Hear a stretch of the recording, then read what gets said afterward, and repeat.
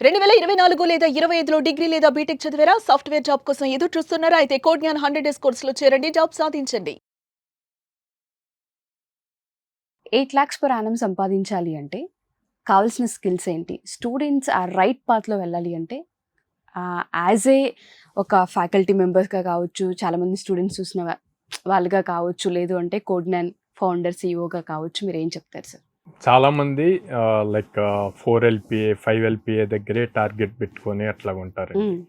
70% above ఉన్న వాళ్ళందరూ కూడా like above 6 LPA, 8 LPA target చేయొచ్చు అనమాట. రైట్ స్కిల్ సెట్ కనుక వీళ్ళు చేసుకోగలిగితే ఖచ్చితంగా 8 ఎల్‌పీఏని క్రాక్ చేయొచ్చు. సో దీనికి నేను ఒక సింపుల్ ఫార్ములా చెప్తాను. Okay. Hits, HITS. Okay, hits అనమాట. So first H for high demand స్కిల్స్ని చూడాలి. ఓకే, జనరల్గా మనం ఒకళ్ళు అందులో జాయిన్ అయ్యారు, ఇందులో జాయిన్ అయ్యారు అన్నది కాకుండా యాక్చువల్ ఇండస్ట్రీకి ఏం కావాలి, వాళ్ళు ఏ టైప్ ఆఫ్ స్కిల్స్ చూస్తున్నారు అన్నది రీసెర్చ్ చేసుకొని అందులో హైగా డిమాండ్ ఉన్న స్కిల్స్ ఏంటి అన్నది చూసి నేర్చుకోవాలి. ఇప్పుడు Python full stock, Java full stock, ఇవన్నీ బాగా ఫ్రెషర్ లెవెల్లో హైగా డిమాండ్ ఉన్న స్కిల్స్ అనమాట. ఇవి చూసి వాటిని రిలేటెడ్ కొంత ఎక్స్ప్లోర్ చేసి నేర్చుకోవాలి.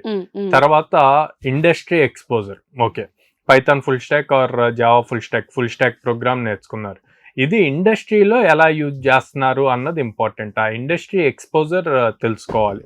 సో ఇండస్ట్రీ ఎక్స్పోజర్ అన్నప్పుడు ఏ టైప్ ఆఫ్ ఇండస్ట్రీస్ ఉన్నాయి అంటే, సాఫ్ట్వేర్లో మనకి మల్టీనేషనల్ కంపెనీస్ ఉంటాయి, మిడ్ లెవెల్ కంపెనీస్ ఉంటాయి, స్టార్ట్అప్ కంపెనీస్ ఉంటాయి.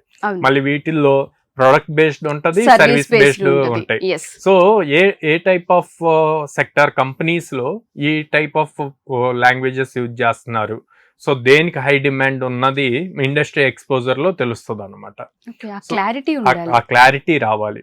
ఓకే, ఏ టైప్ ఆఫ్ ఇండస్ట్రీకి ఎంత ప్యాకేజెస్ ఉన్నాయి అన్నది కూడా ఇంపార్టెంట్. మీరు 8 ఎల్‌పీఏ టార్గెట్ పెట్టుకొని 3 ఎల్‌పీఏ 4 ఎల్‌పీఏ ఇచ్చే వాటిని టార్గెట్ చేస్తే మళ్ళీ అది అచీవ్ అవుతాము. సో ప్రాపర్ ఇండస్ట్రీ ఎక్స్పోజర్ ఉండాలి. Tea for top notch communication skills. Me package పెరుగుతున్న కొద్దీ మీ కమ్యూనికేషన్ స్కిల్స్ కూడా అలాగే ఉండాలి. ఎందుకు అంటే ప్యాకేజ్ ఎక్కువ ఎక్స్పెక్ట్ చేస్తున్నారంటే టాప్ లెవెల్ కంపెనీస్ ని ఎక్స్పెక్ట్ చేస్తున్నట్టు. సో అక్కడ టాప్ కంపెనీస్ లో అంతా కూడా గ్లోబల్ ప్రాజెక్ట్స్ ఉంటాయి. సో గ్లోబల్ ప్రాజెక్ట్స్ ఉన్నప్పుడు you need to communicate with your team members. ఆ టీమ్ మెంబర్స్ అందరూ ఒకే చోట ఉంటారు కదా. సో డిఫరెంట్ కంట్రీస్ నుంచి ఉంటారు, డిఫరెంట్ స్టేట్స్ నుంచి ఉంటారు. సో వాళ్ళతో ప్రాపర్ గా కమ్యూనికేషన్ చేయాలి అంటే గనక మీకు ఇంగ్లీష్ బాగా వచ్చి ఉండాలి. సో అది చాలా కీ రోల్ ప్లే చేస్తుందండి కమ్యూనికేషన్ స్కిల్స్ అన్నది. కానీ మనకి మోస్ట్ ఆఫ్ ద స్టూడెంట్ దాని మీద ఎక్కువ ఫోకస్ పెట్టారు. టెక్నికల్ గా స్ట్రాంగ్ ఉంటే చాలు అనుకుంటారు. అది రాంగ్ అనమాట. ఎందుకంటే నేను డైరెక్ట్ చూసాను కోడ్‌జ్ఞాన్ లో లాస్ట్ 3 years లో టెక్నికల్ గా కొంతవరకు ఉన్న కమ్యూనికేషన్ స్కిల్స్ బాగా ఉన్న వాళ్ళని ఎక్కువ మంది హైర్ చేశారు. సో ఎందుకు అంటే టీమ్ లోకి వచ్చి వాళ్ళు ప్రాపర్ గా క్లయింట్ తో కమ్యూనికేట్ చేయగలిగితే టెక్నికల్ స్కిల్స్ వర్క్ చేస్తూ నేర్చుకుంటారు. అట్లీస్ట్ బేసిక్స్ ఉన్నాయి కదా, ఓకే ఫైన్ అని చెప్పి చేస్తున్నారు అనమాట. And then S for strategy and targets. So ఎలా స్ట్రాటజిక్ గా ప్లాన్ చేయాలి, ప్లాన్ చేసిన దాన్ని ఎలా టార్గెట్ అచీవ్ చేయాలి అన్నది important. Strategy in the sense like per day ఎన్ని అవర్స్ నేర్చుకోవాలి, ఇన్ని అవర్స్ అని పెట్టుకున్నప్పుడు ఫర్ సపోజ్ 4 hours అనుకుంటే ఆ 4 hours లో ఏ టైప్ ఆఫ్ కాన్సెప్ట్ నేర్చుకోవాలి, నేర్చుకున్న దాన్ని ప్రాక్టికల్ గా ఎలా ఇంప్లిమెంట్ చేయాలి, ఇంప్లిమెంట్ చేసిన దాన్ని ఒక ప్రాజెక్ట్ బిల్డ్ చేసి దాన్ని ఎలా షోకేస్ చేయాలి. షోకేస్ అంటే మళ్ళీ మనం యాజ్ ఎ సాఫ్ట్వేర్ ఇండస్ట్రీలో ఉన్నాం కాబట్టి లింక్డ్ఇన్ ప్రొఫైల్ మెయింటైన్ చేయాలి, గిట్ హబ్ అకౌంట్స్ మెయింటైన్ చేయాలన్నమాట. సో వాటిల్లో ఎలా చూపించాలి, ఎందుకంటే వీటిని తీసుకెళ్లి మళ్ళీ మనం రెజ్యూమ్ లో అప్డేట్ చేస్తాం.